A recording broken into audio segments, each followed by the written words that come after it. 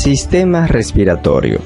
El sistema respiratorio es el que tiene como función el intercambio gaseoso entre el aire y la sangre. Este proceso se llama respiración y se produce cuando la sangre se carga de oxígeno procedente del aire y expulsa hacia este el dióxido de carbono. Este proceso se lleva a cabo en los pulmones y es conocido como respiración externa. La respiración interna se da a nivel de los tejidos y las células, cuando hay un intercambio gaseoso entre la sangre y la célula. En este último no intervienen los pulmones, por lo que la respiración externa se produce en los pulmones, mientras que la respiración interna se produce a nivel de los tejidos. El sistema respiratorio también interviene en la fonación, que es la producción de sonido, como por ejemplo la voz. Esta se produce a nivel de la laringe. En el sistema respiratorio también se excreta agua y moco. Otras funciones de este sistema es el olfato, que es la capacidad que tenemos para percibir los olores. Esto se produce en las fosas nasales.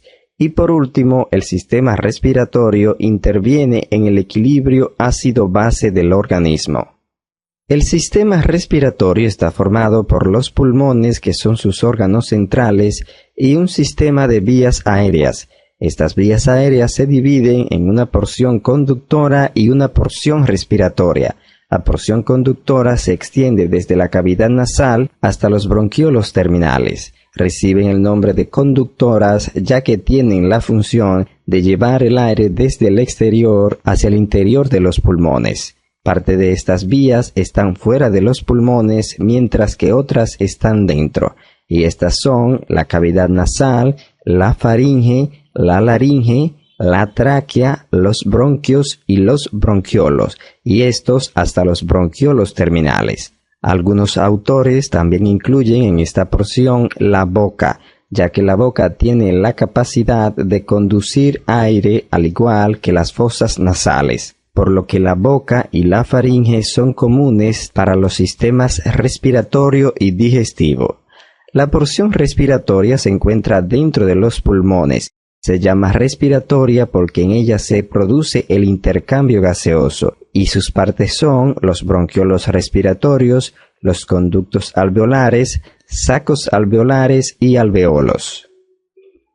La cavidad nasal está dividida en dos mitades, una derecha y una izquierda, por el septum o tabique nasal. Este está formado en la parte anterior por cartílago y en la parte posterior por hueso. A cada lado de la porción ósea de este septum se proyectan tres láminas superpuestas que son llamadas conchas o cornetes, y estos son el cornete superior, el cornete medio y el cornete inferior.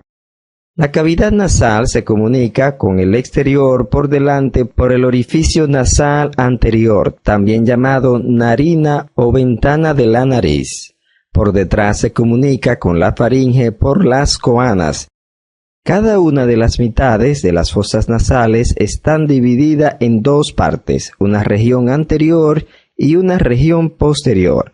La región anterior es llamada vestíbulo y la región posterior, algunos autores la dividen a su vez en región respiratoria y región olfatoria.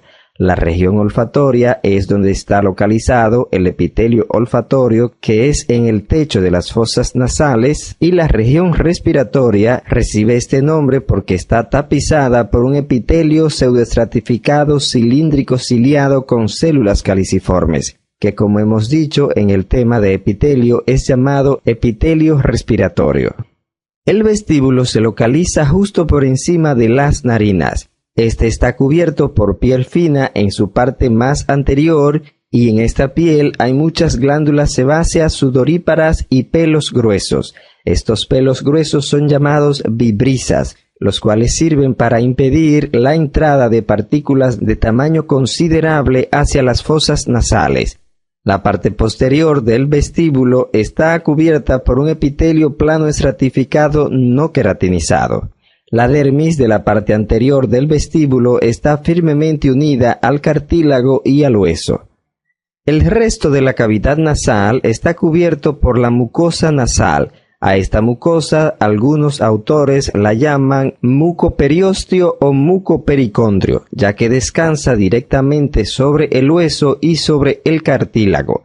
Esta mucosa está formada por un epitelio que es pseudoestratificado cilíndrico ciliado con células caliciformes y descansa sobre una lámina propia de tejido conectivo fibroelástico. En esta lámina propia hay muchas glándulas seromucosas, es decir, que son tanto serosas como mucosas, por lo que son mixtas, son todas estas que vemos aquí. Estas glándulas producen el moco, el cual sale a la superficie de la mucosa por los conductos. Este moco producido por estas glándulas, al igual que el moco producido por las células caliciformes, forman una película en toda la cavidad nasal. Este moco sirve para humedecer y limpiar el aire, ya que en él quedan atrapadas la mayoría de las partículas que vienen en el aire.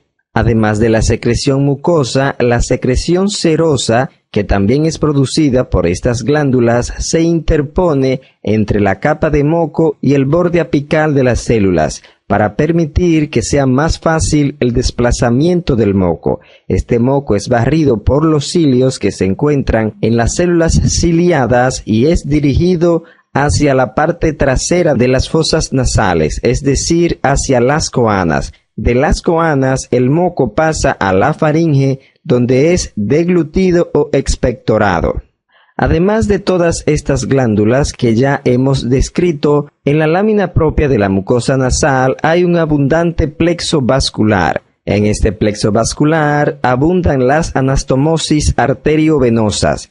Además de esto, en el cornete inferior, la lámina propia se engrosa y es el lugar donde la mucosa nasal está más engrosada. En este sitio abundan los vasos sanguíneos venosos con luces amplias y paredes delgadas, como se ven aquí. Estos vasos forman el tejido eréctil o tejido cavernoso. Este tejido eréctil es similar al que se encuentra en el pene, pero a diferencia de este, aquí no hay músculo liso en las trabéculas de tejido conectivo. Todo el plexo vascular que se encuentra en la mucosa nasal y en especial el tejido eréctil se ingurgita de sangre cada 30 o 60 minutos. Esto hace que el epitelio superficial no se reseque. Además, este es un mecanismo muy importante para calentar el aire. Cuando el aire entra a las fosas nasales, estos cornetes provocan turbulencia del mismo, lo que provoca que sea mayor el contacto entre el aire y la superficie nasal. Además, hay un mecanismo de contracorriente en el cual el aire se dirige hacia atrás y la circulación sanguínea se dirige hacia adelante. Esto permite que el calor de la sangre se transmita al aire para calentarlo, ya que las vías aéreas limpian, humidifican y calientan el aire, para que el proceso de intercambio gaseoso en los alveolos sea mucho más fácil. Esta lámina muestra parte del tabique nasal o septum nasal. Este es el cartílago hialino, por lo que estamos en la parte cartilaginosa del septum. Esta es la mucosa nasal de un lado y esta es la mucosa nasal del otro. El epitelio olfatorio o mucosa olfatoria se encuentra cubriendo el techo de la cavidad nasal, así como también la parte superior del tabique nasal y el cornete superior. Este tiene un color amarillo oscuro en estado fresco. Este es el epitelio que nos permite apreciar los olores. Está formado por neuronas cuyas prolongaciones atraviesan la lámina cribosa del hueso etmoide y hacen sinapsis con el bulbo olfatorio. El bulbo olfatorio se considera una extensión del sistema nervioso central. El epitelio olfatorio es un epitelio pseudoestratificado que carece de células caliciformes y está formado por tres tipos de células, que son las células sustentaculares, que son estas células cilíndricas más altas, las células sensoriales u olfatorias y las células basales. Las células basales son las células más pequeñas y, como se pueden visualizar aquí, no llegan a la superficie. Están confinadas a la parte basal del epitelio. Estas células son células madres de reserva, las cuales pueden diferenciarse en los otros dos tipos de células, es decir, en células sustentaculares y en las células olfatorias. Las células sustentaculares son las células que producen soporte físico, nutrición y aislamiento eléctrico a las células olfatorias. Estas células tienen un núcleo oval y está localizado en la parte más apical del epitelio. Como podemos ver, los núcleos más superficiales son los núcleos de las células sustentaculares. Estas son células que poseen borde en cepillo, ya que poseen muchas microvellosidades apicales. Además, forman complejos de unión entre una célula y otra y con las células sensoriales a nivel de la vesícula olfatoria de estas células. Aquí poseen uniones ocluyentes. Las células sensoriales u olfatorias son neuronas bipolares. Aquí tenemos el cuerpo o soma de la neurona y esta es la dendrita y este es el axón. La dendrita se extiende hasta la porción apical del epitelio y en su zona terminal tiene una dilatación que es llamada vesícula olfatoria. A partir de esta vesícula salen unos 6 a 8 cilios largos e inmóviles que son los que captan el olor. Los axones de estas neuronas atraviesan la lámina basal para entrar a la lámina propia de tejido conectivo relativamente fibroso. Estos axones son los filetes nerviosos que forman el nervio olfatorio. Cada neurona posee un solo núcleo, el cual posee un nucleolo prominente que es característico de las neuronas. Los núcleos de las células sensoriales se encuentran más hacia la base que los núcleos de las células sustentaculares. Por eso, cuando veamos un corte real del epitelio olfatorio, los núcleos más superficiales corresponden a las células sustentaculares, los núcleos de la región central pertenecen a las células sensoriales u olfatorias y los núcleos más basales corresponden a las células basales. En la lámina propia del epitelio olfatorio hay un tejido conectivo, como ya hemos dicho, relativamente denso y regular. En esta lámina propia encontramos estas glándulas que son llamadas glándulas de Bowman. Estas son glándulas cerosas tubuloalveolares ramificadas. Los conductos de estas glándulas atraviesan el epitelio olfatorio y desembocan en la superficie de este. El líquido acuoso que estas glándulas producen forman una película que cubre la superficie apical del epitelio olfatorio. En esta película están incluidos los cilios olfatorios, que son prolongaciones de las células olfatorias. La producción constante de este líquido por parte de las glándulas de Bowman permiten el recambio continuo de esta película superficial, lo que permite que los cilios siempre estén limpios y puedan recibir nuevos estímulos olfatorios. Las sustancias odoríferas se disuelven en esta película y son captadas por los cilios.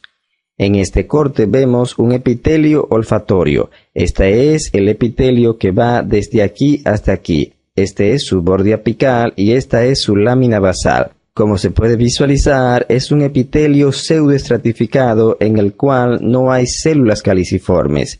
En la superficie de este epitelio están los cilios de las células sensoriales y las microvellosidades de las células sustentaculares, además de la película de líquido acuoso que producen las glándulas de Bowman.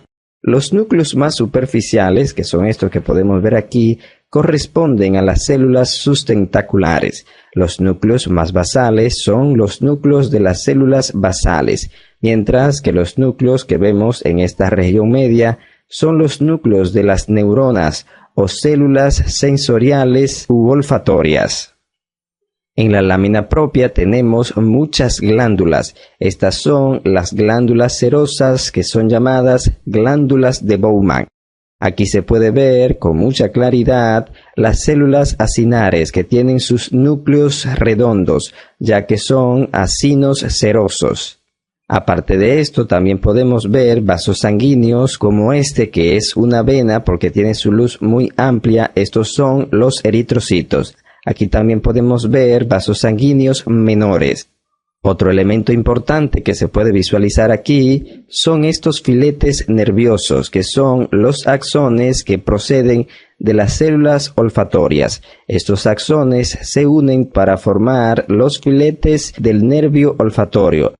Como se puede visualizar aquí, vemos muchas estructuras nerviosas, es decir, muchos nervios cortados transversalmente. Estas son las células de Schwann que rodean a los nervios. Las fibras que salen de las células sensoriales son fibras amielínicas, pero aún así poseen una cobertura de células de Schwann, porque como dijimos en el tema de nervioso, tanto los nervios mielínicos como los amielínicos poseen una cobertura de células de Schwann.